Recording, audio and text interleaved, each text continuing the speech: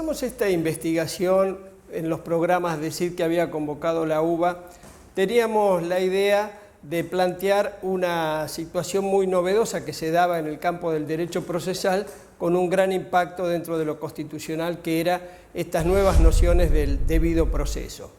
El debido proceso, que tiene una lectura para toda Latinoamérica, tenía algunas particularidades que en nuestro país se reflejaban en cómo se interpretaban dentro del proceso.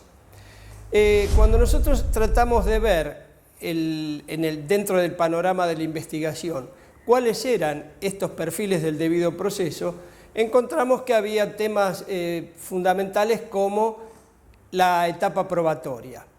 Y en la etapa probatoria eran aspectos que en mucha jurisprudencia y decisiones de la Corte habían impactado dentro del derecho interno. El problema era las voces que utilizaba el reglamento, tanto de la Comisión como de la Corte, porque utilizaban frases que eran poco utilizables o poco conocidas en los usos y costumbres nuestros. Por ejemplo, a la demanda se la llama escrito de solicitudes, argumentos y pruebas.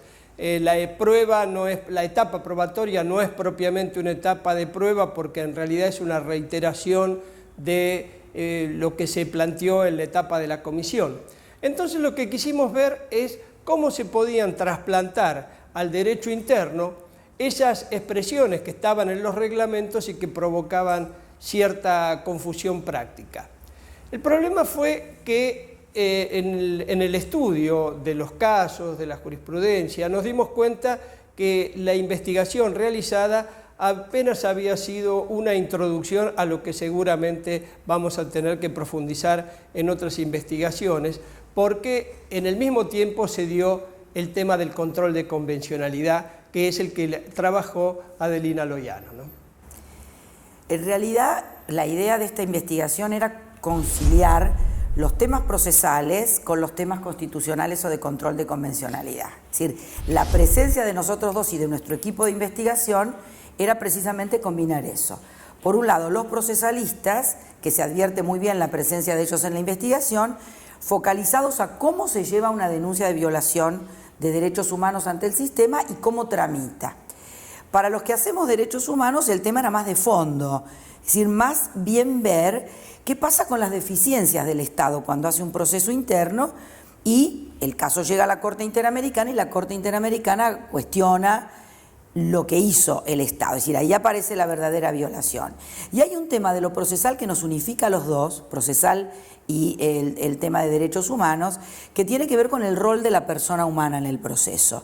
Porque durante mucho tiempo, una vez que un caso llegaba a la Corte Interamericana, era un caso que se escapaba de la presencia humana. Digamos, era un tema de especialización de gente que hacía derecho internacional. Hoy el protagonismo que tiene el ser humano, la persona humana, significa otro tipo de comportamientos dentro del proceso. Es decir, la persona humana, la víctima, que así la llama el sistema, propone, cuestiona, pregunta en el proceso, y entonces eso se acerca mucho más a lo que es un proceso en el derecho interno.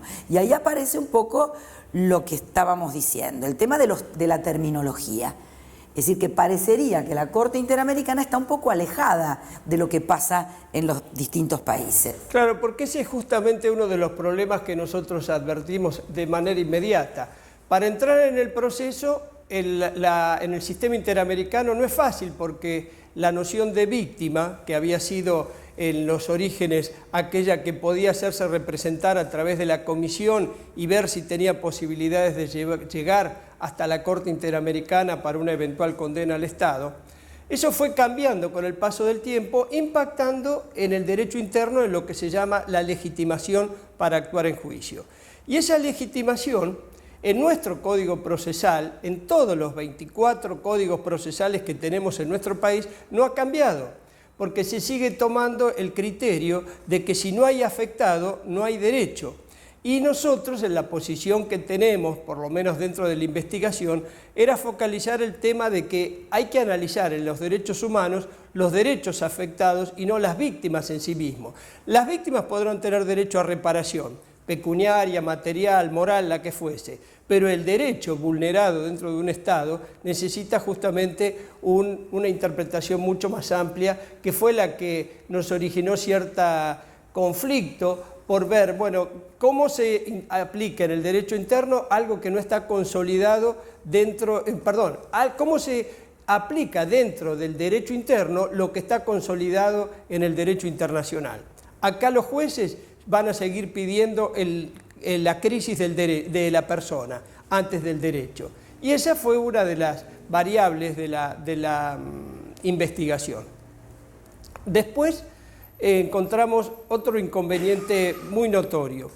En el sistema procesal argentino seguimos trabajando con el proceso con un modelo de lucha. Un modelo que significa que alguien se enfrenta a alguien. Y en el sistema interamericano, en realidad, de lo que se trata es de ver si el Estado violó los derechos humanos dentro de un contexto que pueden ser de hechos, de situaciones, pero que generalmente terminan analizando un proceso judicial. Y este proceso judicial no se revisa, pero porque la Corte o el sistema dice que no revisa la cosa juzgada. En realidad, esa es una de las cosas que nosotros veíamos como conflictivas. ¿Por qué decir que no revisa la cosa juzgada cuando en realidad lo está revisando? ¿Por qué decir que no es una demanda cuando es una demanda? ¿Por qué negar que hay una etapa probatoria cuando en los hechos esto sucede?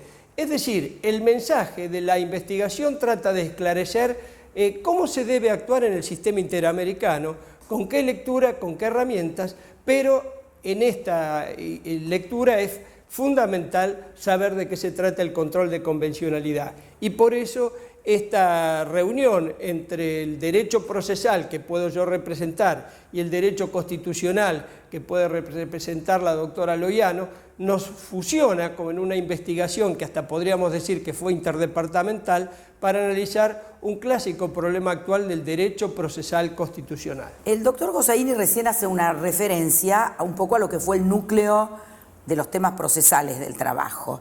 Y aquí también aparece una primera fricción que tuvimos en la investigación. ¿Por qué? Porque para un procesalista o para el derecho procesal argentino, y esto sería el mismo modelo para cualquier país americano que tomemos, no es una historia el derecho procesal que empezó ayer. Es decir, es algo que lleva una evolución y cada país ha buscado un modelo procesal. De manera que con ciertos matices para cada país, podríamos entender que lo que es una prueba, lo que es un testigo, hasta dónde se le puede preguntar o no al testigo, lo que es prohibido preguntarle a alguien que ha sido parte en un proceso en la realidad, dentro de los estándares procesales de la Corte Interamericana es bastante distinto, incluso a veces absolutamente distinto.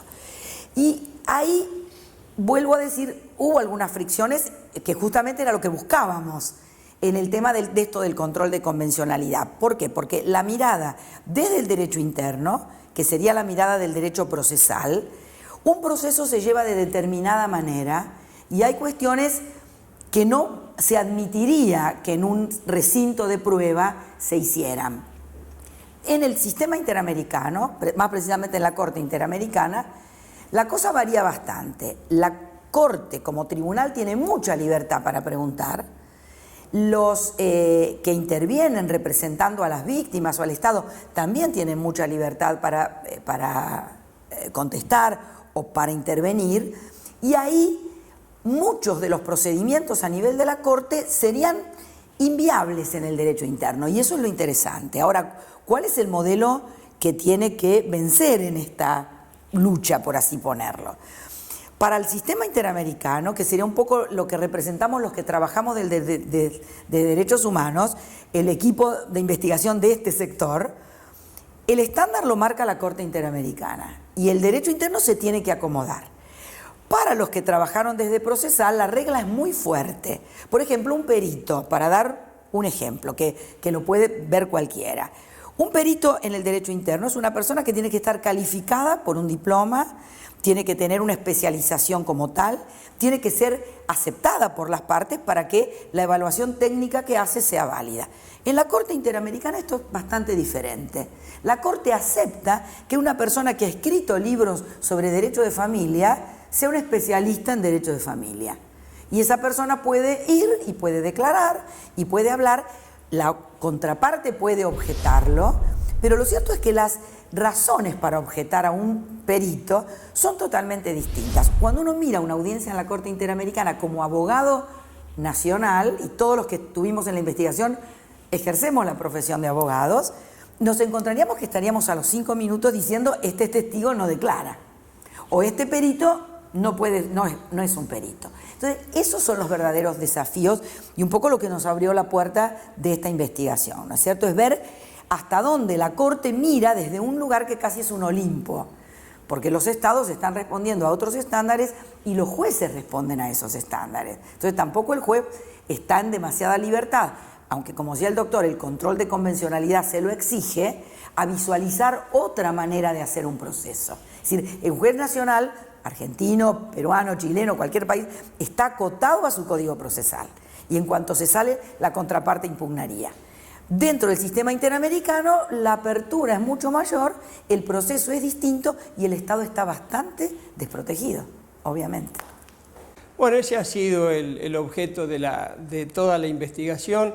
Seguramente la publicaremos dentro de poco tiempo y la idea es continuarla, ver cómo avanza esto y notablemente la importancia de la investigación se trasunta a partir del 1 de agosto, cuando en Argentina comienza a regir el Código Civil y Comercial, que ha traído aspectos imprevistos, como fue la constitucionalización del derecho civil, que enlaza en múltiples aspectos con esto que hemos hecho una investigación, pero que va a demostrar cómo queda desarticulado los códigos procesales que obligarán seguramente a una reforma inmediata para evitar aquello que dije hace muchos años atrás, cuando dije que una reforma significa modernizar muchas instituciones, pero que corremos el riesgo de dejarle una bicicleta nueva a un viejo de 90 años.